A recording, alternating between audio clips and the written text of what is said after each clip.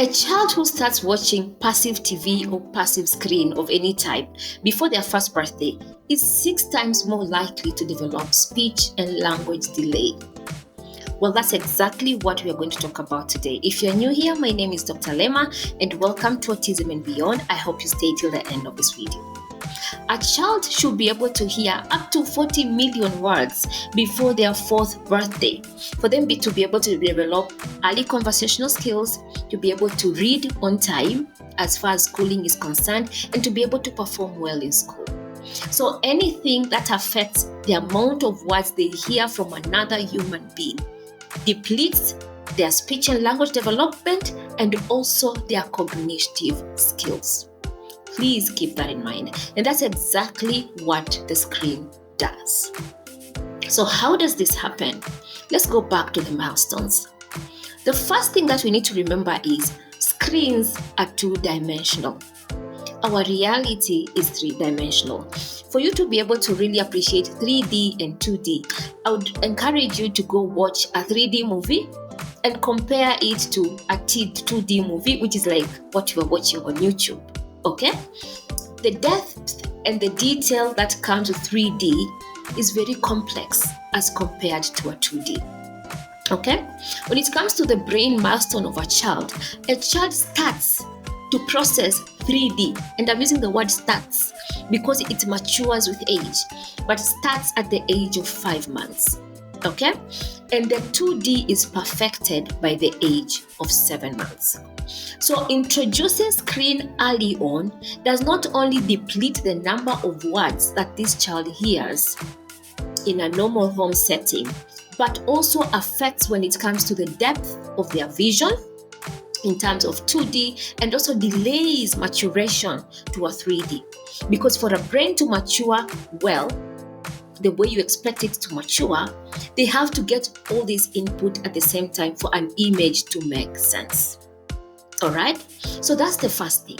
The second thing which I want you to remember is before the age of 2 years, this child cannot combine the reality on the screen and their own personal reality, like whatever they are watching on the screen and their personal reality. So for a child who's less than 2 years, what happens on the screen stays on the screen, and what happens on their reality stays on their reality. There is no communication between these two worlds. All right? And the third thing is there is no speech acquisition from the screen before the age of 2 years. They're just not ready for that. So introducing a child of 2 years or less on the screen means you are actually denying them the opportunity they could have had to have a human-to-human interaction and also be able to interact with the environment as their brain perfects their vision as much as their hearing. Because these are two very important senses that helps in brain development. All right? So what do we do? Because I do know I'm also a parent of 3 children, and I remember for a firstborn, you could try not to do screens and all that. But for a secondborn and a thirdborn and a fourthborn, trust me, it gets to a point where you just want, this one should just sit, get something to make this one sit still. And for most parents, that means the screen. So I do really hear you because it's just easier. It is easier and the kids love them. Okay? But what exactly are you doing to this child when you do that? Okay? So one thing we've been able to, I hope I've been able to convince you, is that screen at the age of 2 years or less is detrimental to the child's brain.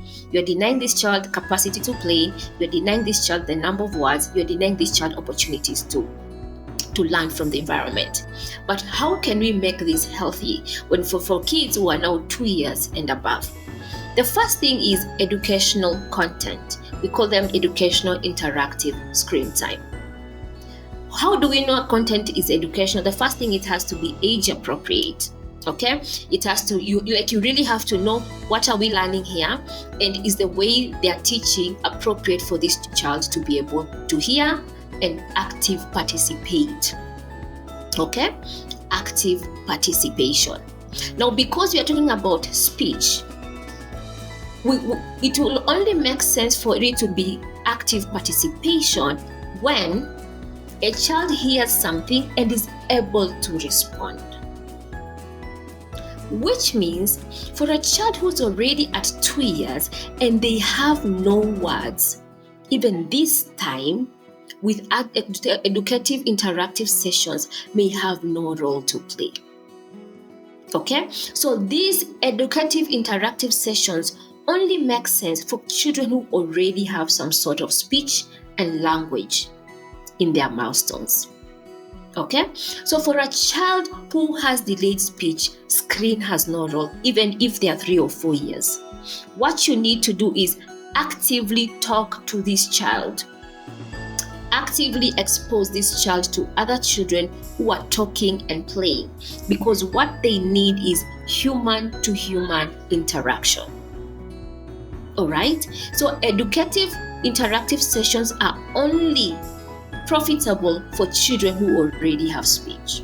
The other thing we need to know is the caregiver's behavior. So a 2-year-old is not a child, or a 3-year-old is not a child you're going to switch on the TV and let them watch. Okay? We say active participation, but as the caregiver, you are expected to be there. We call it co-viewing, where you have to confirm, are they repeating the correct thing? And if they are not, maybe they have not heard it well, it is your responsibility to help them be able to correct or pronounce the words correctly. Okay? Are they responding appropriately? Because this is also a time where you can also do your own assessment as far as, is my child developing well? Okay? So the caregiver's behavior is very important, because also the caregiver has to be actively engaging. Okay? And if you have this, that means you can do co-viewing, actively participating, you and the child. We recommend maximum of 2 hours in a day. Why? Even though you are doing all this, still, we do not want to replace screen time with human-to-human interaction. Human-to-human interaction will forever be superior than any type of screen time. So as much as we are introducing screen in this child's life, but still the primary way of learning has to be human-to-human interaction. Third thing is background TV. We need to be very conscious of background TV. What do we mean by background TV? It is either the child is in this room or in the sitting room or in the dining, wherever, and the child is busy playing with their toys and the TV is on.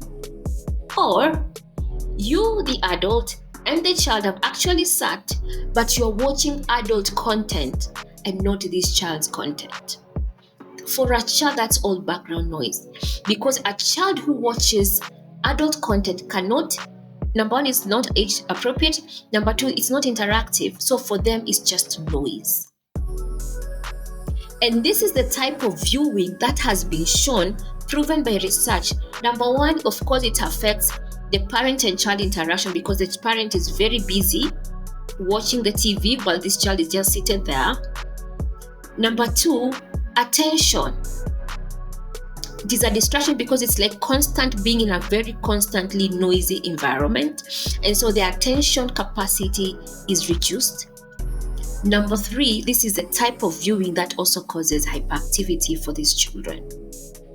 Okay? Because you find before they focus on one thing, the next thing has come. Things are moving so fast. The sounds are very keep on changing in terms of tonation, and advertisements are fast moving. Okay, so this is the type of viewing that actually has the most harm. Background TV, it has the most harm as far as a child's young brain is concerned. Okay, so in summary, what I'm saying is a child less than 2 years has no business with TV. However, you can have healthy screen time for child between 2 to 5 or even above 5 if, number one, you're going to use age-appropriate content. Number two, it has to be interactive, and that means this is only practical for children who already have some level of speech and language. Okay? And then number three, the caregiver must be actively engaged, at least for children between 2 and 5. All right, I really hope this is helpful and you're going to incorporate this as you interact with your child and watch the telly or the screen together. How do you watch TV with your child?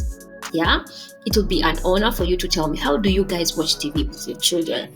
So I did another video that relates between speech delay and autism, and it should be here. Please go ahead and till then, bye bye.